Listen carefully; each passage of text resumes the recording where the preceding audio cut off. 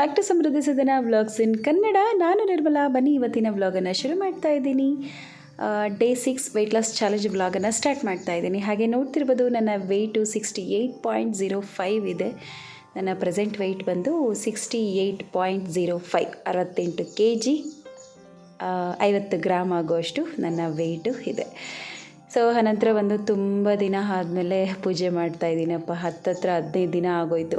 ನಾನು ಊರಿಗೆ ಹೋದಾಗ ದೀಪ ಅಂಟಿಸ್ಬಿಟ್ಟು ಹೋಗಿದ್ದು. ಮತ್ತು ಬಂದಮೇಲೆ ನಮಗೆ ಸಾವಿನ ಸುದ್ದಿ ಗೊತ್ತಾಯ್ತಲ್ವಾ. ಸೊ ಮತ್ತು ದೀಪ ಅಂಟಿಸ್ಲಿಲ್ಲ ನಾವು.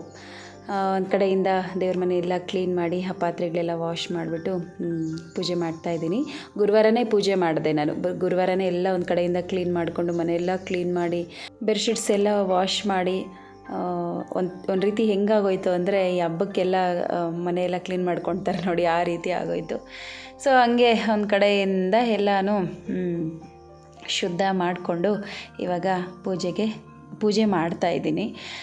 ಸೊ ಹಾಗೆ ಏನೋ ಒಂಥರ ಸಮಾಧಾನ ಅಲ್ವಾ. ನನಗೆ ನಿಜವಾಗ್ಲೂ ಹಣೆಗೆ ಕುಂಕುಮ ಇಡೋಂಗಿಲ್ಲ, ಒಂದು ಹೂವು ಮುಡ್ಕೊಳಂಗಿಲ್ಲ. ಹೆಂಗೆ ಆಗೋಗ್ಬಿಟ್ಟಿತ್ತು ಅಂದರೆ ಮನೆಯಲ್ಲಿ ಒಂದು ಏನೋ ಊದ್ಬತ್ತಿ ಆ ಸ್ಮೆಲ್ ಕೂಡ ಇಲ್ಲ. ಏನೋ ಒಂಥರ ಅನ್ನೋ ಥರ ಅನಿಸ್ತಾ ಇತ್ತು. ಬಟ್ ಇವಾಗ ಪೂಜೆ ಮಾಡಿದ್ಮೇಲೆ ಒಂದು ರೀತಿ ಸಮಾಧಾನ ಆಯಿತು. ಸೊ ಹಾಗೆ ನಾನು ಪೂಜೆ ಎಲ್ಲ ಮುಗಿಸಿ ಎಲ್ಲ ಕೆಲಸ ಮುಗಿಸಿ ಅನಂತರ ಬಂದು ಇಲ್ಲಿ ಊಟ ಮಾಡ್ತಾಯಿದ್ದೀನಿ. ಇಲ್ಲಿ ಗೋಧಿ ನುಚ್ಚು ಹಾಗೆ ಸಾಂಬಾರನ್ನು ತೊಗೊಂಡಿದ್ದೀನಿ. ಈ ರೀತಿ ತೆಳುವಾಗಿ ಮಾಡ್ಕೊಂಡಿದ್ದೀನಿ ಅಪ್ಪ. ಅನಂತರ 2 ಮೊಟ್ಟೆ, ಒಂದು ಸ್ವಲ್ಪ ಬಾಳೆಹಣ್ಣು ಹಾಗೆ ಒಂದು ಸ್ವಲ್ಪ ಈ ಹುರಿದಿರುವಂಥ ಹುರುಳಿಕಾಳನ್ನು ತೊಗೊಂಡಿದ್ದೀನಿ. ಇಷ್ಟು ಇವತ್ತಿನ ನನ್ನ ಲಂಚು. ಸೊ ಹತ್ತತ್ರ ನಾನು ಊಟ ಮಾಡೋಷ್ಟೊತ್ತಿಗೆ ಒಂದು 11:15 ಆಗೋಗಿತ್ತು ಟೈಮು. ಸೊ ಇವಾಗ ನನ್ನ ಒಂದು ಲಂಚನ್ನು ತಗೊಳ್ತಾ ಇದ್ದೀನಿ. ಸೊ ಏನೇ ಮಾಡಿದ್ರೂ ಟೈಮಿಂಗ್ಸ್ ಮಾತ್ರ ಮಿಸ್ ಮಾಡೋದಿಲ್ಲ. ಜಾಸ್ತಿ ಹಸುವಾಗ್ತಾಯಿದೆ, ನನ್ನ ಕೈಯಲ್ಲಿ ತಡ್ಕೊಳೋಕ್ಕೆ ಆಗ್ತಾಯಿಲ್ಲ ಅನ್ನೋವಾಗ ಸೊ ಒಂದು 10 ಗಂಟೆ ಸುಮಾರಲ್ಲಿ ನಾನು ಊಟ ಮಾಡ್ಕೊಬಿಡ್ತೀನಿ.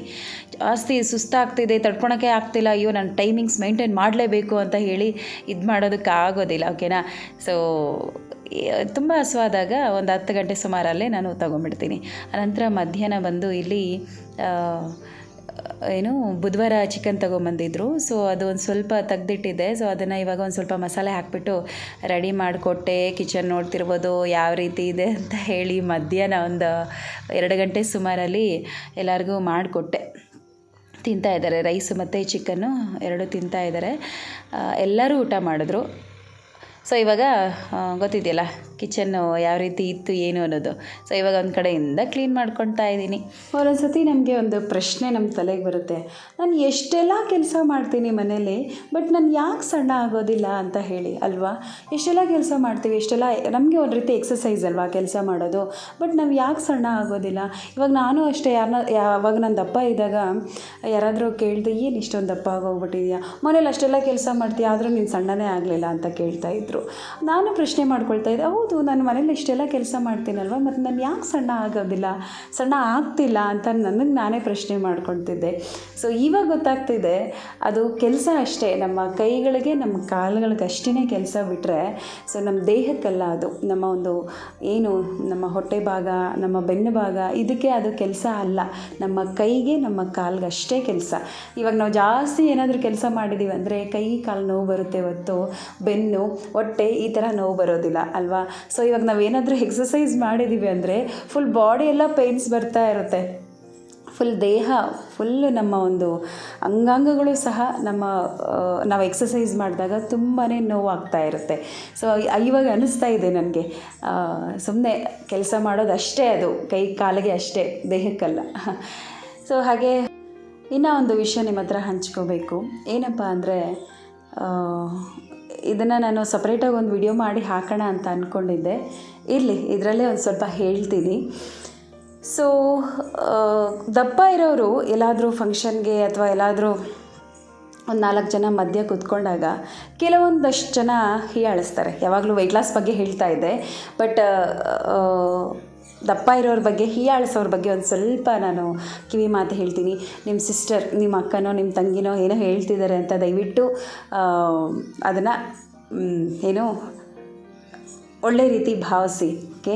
ಸೊ ಕೆಟ್ಟದಾಗ ಮಾತ್ರ ಅಂದ್ಕೊಳಕ್ಕೆ ಹೋಗಬೇಡಿ. ಇವಾಗ ನಾವೆಲ್ಲಾದರೂ ಫಂಕ್ಷನ್ಗೆ ಅಥವಾ ಒಂದು 4 ಜನ ಮಧ್ಯೆ ಕೂತ್ಕೊಂಡಾಗ ಸೊ ನಾವು ದಪ್ಪ ಇದ್ದಾಗ ಒಂದಷ್ಟು ಜನ ನಮ್ಮನ್ನು ಹೀಯಾಳಿಸ್ತಾರೆ.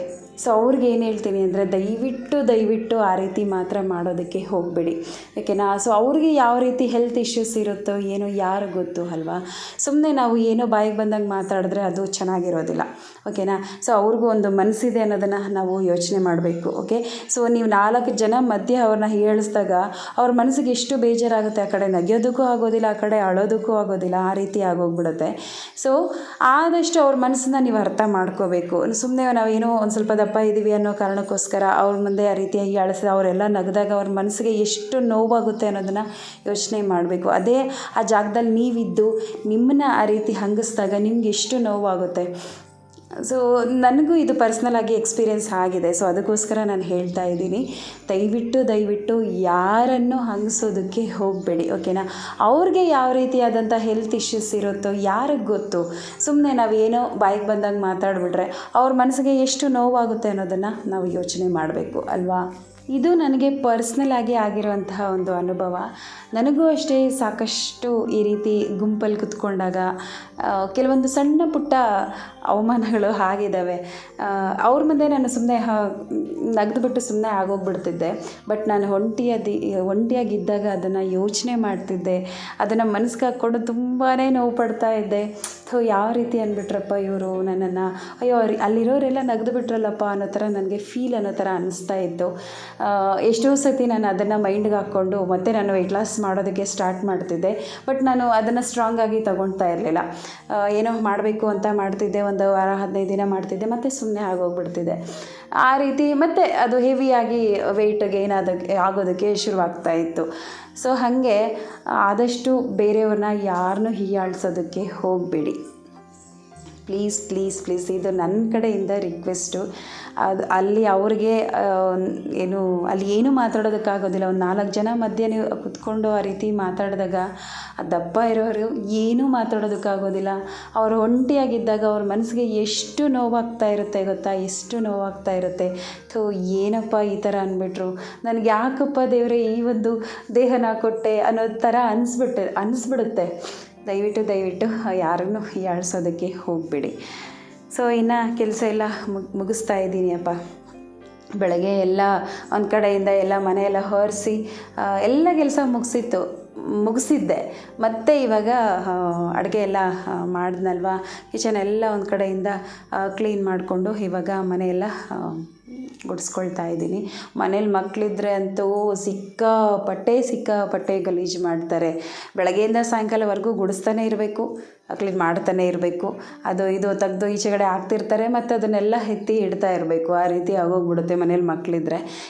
ಒಂದು ಸ್ವಲ್ಪ ಬಟ್ಟೆಗಳೆಲ್ಲ ಮಿಷಿನ್ಗೆ ಹಾಕಿದ್ದೆ, ಬೆಳಗ್ಗೆ ಒಂದು ಟ್ರಿಪ್ ಹಾಕಿದ್ದೆ, ಇನ್ನೊಂದು ಸ್ವಲ್ಪ ಇತ್ತು. ಸೊ ಇವಾಗ ಅದನ್ನು ಒಣಗಾಕ್ತಾ ಇದ್ದೀನಿ. ಹೆವಿ ಬಿಸಿಲು ಒಂದು ರೀತಿ ಹಬೆ, ಮಳೆ ಬರೋ ಸೂಚನೆ ಇರುತ್ತೆ ನೋಡಿ, ಆ ರೀತಿ ತಡ್ಕೊಳೋದಕ್ಕೆ ಆಗೋದಿಲ್ಲ, ಅಷ್ಟು ಹಬೆ ಇರುತ್ತೆ ಗೊತ್ತಾ ಈ ನಡುವೆ. ಸೊ ಇನ್ನು ಹೇಗೆಲ್ಲ ಮಾಡ್ತಾಯಿದ್ದೀರಾ ವೆಯ್ಟ್ ಲಾಸ್, ಹೇಗೆಲ್ಲ ಇದು ಮಾಡ್ತಾಯಿದ್ದೀರಾ? ಯಾರೇನೇ ಅಂದ್ಕೊಳ್ಳಿ, ಆರಾಮಾಗಿ ನಿಮ್ಮ ಪಾಡಿಗೆ ನೀವು ಮಾಡ್ಕೊಂಡು ಹೋಗ್ತಾಯಿರಿ. ಯಾರ ಮೇಲೇನೂ ಡಿಪೆಂಡ್ ಆಗೋದಕ್ಕೆ ಹೋಗಬೇಡಿ. ಇವಾಗ ನಾನು ಒಂದು ವೇಳೆ ವಿಡಿಯೋ ಏನಾದರೂ, ನನಗೂ ಸ್ವಲ್ಪ ಹೆಲ್ತ್ ಇಶ್ಯೂಸ್ ಬರುತ್ತಲ್ಲಪ್ಪ. ಸೊ ಮನೆಯೆಲ್ಲ ಸ್ವಲ್ಪ ಹುಷಾರಿರಲಿಲ್ಲ. ನಾನು ವಿಡಿಯೋ ಕೆಲವೊಂದು ಸತಿ ನಾನು ವಿಡಿಯೋ ಮಾಡೋದಕ್ಕೆ ಆಗೋದಿಲ್ಲ. ಏಕೆಂದರೆ ಯಾವಾಗಲೂ ಒಂದೇ ಥರ ಇರೋದಿಲ್ಲ ಅಲ್ವಾ ಟೈಮು. ಸೊ ಸಿಚುವೇಶನ್ ಯಾವಾಗಲೂ ಒಂದೇ ರೀತಿಯೇ ಇರೋದಿಲ್ಲ. ನಾನು 11 ಗಂಟೆ ಕರೆಕ್ಟಾಗಿ ವಿಡಿಯೋ ಹಾಕ್ತಿದ್ದೆ. ಅದು ಎಷ್ಟೇ ಕಷ್ಟ ಆಗಲಿ, ನಾನು ಎಷ್ಟು ರಿಸ್ಕ್ ತಗೊಂಡು ಹಾಕ್ತಿದ್ದೀನಿ ಗೊತ್ತಾ. ನನಗೆ ಬರೋದು 1,000 2,000 ವ್ಯೂಸ್ ಅಷ್ಟೇ. 2,000ನೂ ಇಲ್ಲ, ಯಾವುದೋ ಒಂದೊಂದು ವಿಡಿಯೋಗೆ ಮಾತ್ರ 2,000 ವ್ಯೂಸ್ ಹೋಗುತ್ತೆ ಅಷ್ಟೇ. ಬಟ್ ಆದ್ರೂ ಎಷ್ಟು ಅಬ್ಬಬ್ಬ ಅಂದರೆ 1,000 ವ್ಯೂಸ್ ಹೋದರೆ ಎಷ್ಟು ಬಂದುಬಿಡುತ್ತೆ ನನಗೆ ರೆವಿನ್ಯೂ? ಒಂದು 30 ರೂಪಾಯಿ 40 ರೂಪಾಯಿ ಅಷ್ಟೇ. ಸೊ ಅಷ್ಟೆಲ್ಲ ಇದು ಮಾಡಿಕೊಂಡು ವಿಡಿಯೋ ಮಾಡಿ ಎಡಿಟ್ ಮಾಡಿ ಕಣ್ಣೆಲ್ಲ ಪೇಯ್ನ್ ತರಿಸ್ಕೊಂಡು ತಲೆನೋವು ತರಿಸ್ಕೊಂಡು ಎಷ್ಟೆಲ್ಲ ಇದು ಮಾಡ್ತಾಯಿದ್ದೀನಿ. ಬಟ್ ವ್ಯೂಸ್ ಅನ್ನೋದೇ ಹೋಗ್ತಾಯಿಲ್ಲ. ಸೊ ಕೆಲವೊಂದು ಸತಿ ಮಿಸ್ ಆದಾಗ ದಯವಿಟ್ಟು ಏನೂ ಅಂದ್ಕೊಳ್ಳೋದಕ್ಕೆ ಹೋಗಬೇಡಿ. ಸೊ ನಿಮ್ಮ ಪಾಡಿಗೆ ನೀವು ಮಾಡ್ಕೊಂಡು ಹೋಗ್ತಾಯಿರಿ. ನಿಮ್ಮ ರೊಟೀನ್ ಏನಿದೆ ಅದನ್ನು ನೀವು ಚೇಂಜ್ ಮಾಡೋದಕ್ಕೆ ಹೋಗಬೇಡಿ, ಆರಾಮಾಗಿ ಮಾಡ್ಕೊಂಡು ಹೋಗ್ತಾಯಿರಿ, ಓಕೆನಾ. ಬೆಳಗ್ಗೆ ನಾನು ಒಂದು ಗೋಧಿ ನುಚ್ಚು ರೈಸ್ ತೊಗೊಂಡಿದ್ನಲ್ವ, ಸೊ ಮತ್ತೆ ಈವ್ನಿಂಗ್ ನನಗೆ ಒಂದು 4 ಗಂಟೆ, ಸೊ ಒಂದು 3:30ಗೆ ಶುರುವಾಗೋಗಿತ್ತು ಹಸುವು ನನಗೆ. ಗೋಧಿ ನುಚ್ಚು ತೆಳುವಾಗಿ ಮಾಡ್ಕೊಂಡಿದ್ದಲ್ವ, ಸೊ ಬೇಗ ಹಸುವಾಗ್ತಾಯಿತ್ತು. 3:30ಗೆ ಶುರುವಾಯಿತು ಹಸುವು. ಸೊ ಒಂದು 4 ಗಂಟೆವರೆಗೂ ಸುಮ್ಮನೆ ಇದ್ದು, ಇವಾಗ ಒಂದು 4 ಗಂಟೆಗೆ ಒಂದು ಲಸ್ಸಿ ರೀತಿ ಮಾಡ್ಕೊಳ್ತಾ ಇದ್ದೀನಿ. ಯೂಟ್ಯೂಬಲ್ಲೆಲ್ಲ ನೋಡಿದಪ್ಪ, ನನಗೆ ಇದ್ರ ಬಗ್ಗೆ ಏನು ಅಷ್ಟೊಂದು ಐಡಿಯಾ ಇಲ್ಲ. ಸೊ ಅವ್ರು ಏನೇನೆಲ್ಲ ಹಾಕ್ತಿದ್ರು ಅದನ್ನು ಹಾಕ್ಬಿಟ್ಟು ಮಾಡ್ತಾಯಿದ್ದೀನಿ. ಅಂದರೆ ಅದಕ್ಕೆ ಸ್ವಲ್ಪ ಸಕ್ಕರೆ ಬೆಲ್ಲ ಅದೆಲ್ಲ ಸೇರಿಸ್ತಾಯಿದ್ರು. ಬಟ್ ನಾನು ಸ್ವೀಟ್ಗೋಸ್ಕರ ಸ್ವಲ್ಪ ಡೇಟ್ಸನ್ನು ಹಾಕ್ಕೊಂಡಿದ್ದೀನಿ. ಆನಂತರ ಮೊಸರು ಮತ್ತು ಮಾವಿನ ಹಣ್ಣು ಇಷ್ಟು ಹಾಕ್ಬಿಟ್ಟು ರುಬ್ಬಿಬಿಟ್ಟು ಈ ರೀತಿ ಮಾಡ್ಕೊಂಡಿದ್ದೀನಿ. ಅವ್ರು ಮಾಡಿದಾಗ ನೀರಾಗಿ ಬಂತು, ಬಟ್ ನಾನು ಮಾಡಿದಾಗ ಯಾಕೆ ಈ ಥರ ಗಟ್ಟಿಯಾಗಿ ಬಂದಿದೆಯೋ ಗೊತ್ತಿಲ್ಲ. ಇದನ್ನು ಲಸ್ಸಿ ಅನ್ನೋ ಬದಲು ಸ್ಮೂತಿ ಅಂತಲೇ ಹೇಳ್ಬೋದು. ಚೆನ್ನಾಗಿತ್ತು, ಟೇಸ್ಟ್ ಮಾತ್ರ ಸೂಪರಾಗಿತ್ತು. ಏಲಕ್ಕಿ ಎಲ್ಲ ಹಾಕ್ತಿದ್ರು, ಬಟ್ ನಾನು ಏನೂ ಹಾಕಲಿಲ್ಲ. ಈ 3 ಐಟಮ್ ಹಾಕ್ಕೊಂಡು ರುಬ್ಬಿ ರೆಡಿ ಮಾಡಿ ಇಟ್ಕೊಂಡಿದ್ದೀನಿ. ಇದೇ ಹೊಟ್ಟೆ ತುಂಬೋಯ್ತು ನನಗೆ. ಕೆಳಗಡೆ ಒಂದು ಸ್ವಲ್ಪ ಮೊಸರು ಹಾಕ್ಬಿಟ್ಟು, ಅದೇ ಇನ್ನೂ ಸ್ವಲ್ಪ ತಿಳುಬೇಕು ಅಂತೇಳಿ ಮೊಸರು ಹಾಕಿದೆ, ಬಟ್ ಅದು ಇನ್ನೂ ಹಾಗೆ ಗಟ್ಟಿಯಾಗೇ ಇತ್ತು. ಸೊ ಚೆನ್ನಾಗಿತ್ತು, ಟೇಸ್ಟ್ ಮಾತ್ರ ಸೂಪರ್ ಡೂಪರ್ ಆಗಿತ್ತು. ಆನಂತರ ಒಂದು ತಗೊಂಡೆ, ಒಂದು 4 ಗಂಟೆ ಸುಮಾರಲ್ಲಿ ತಿಂದೆ. ಹೊಟ್ಟೆ ಫುಲ್ ಅನ್ನೋ ಥರ ಅನ್ನಿಸ್ತಾಯಿತ್ತು. ಇನ್ನು ಈವ್ನಿಂಗ್ ಬಂದು ಒಂದು ಸ್ವಲ್ಪ ಕಡಲೆಕಾಯಿ ತೊಗೊಂಬಂದಿದ್ರಪ್ಪ ಹಸ್ಬೆಂಡು, ಅದನ್ನು ಇವಾಗ ಬೇಯಿಸಿ ಕೊಡ್ತಾಯಿದ್ದೀನಿ. ಅವರಿಗೆ ಸಿಕ್ಕಾಪಟ್ಟೆ ಇಷ್ಟ ಕಡಲೆಕಾಯಿ, ಟೀ ಜೊತೆಗೆ ಕೊಡ್ತಾ ಇರೋವಂಥದ್ದು. ಹಾಗೆ ಈವ್ನಿಂಗ್ ಅಲ್ಲ, ನೈಟಿಗೆ ಡಿನ್ನರ್ ಬಂದು ಬುಧವಾರ ಸ್ವಲ್ಪ ಚಿಕನ್ ಎಲ್ಲ ತೆಗೆದಿಟ್ಟಿದ್ದೆ. ಸೊ ಅದನ್ನು ಇವಾಗ ಮಕ್ಕಳಿಗೆ ಬಿರಿಯಾನಿ ಮಾಡಿ ಮತ್ತು ಕಬಾಬ್ಗೆಲ್ಲ ಕಲಸಿಟ್ಟಿದ್ದೆ, ಅದು ಇತ್ತು. ಅದನ್ನು ಇವಾಗ ಬಿರಿಯಾನಿ ಮತ್ತು ಕಬಾಬ್ ಮಾಡಿ ಕೊಡ್ತಾಯಿದ್ದೀನಿ.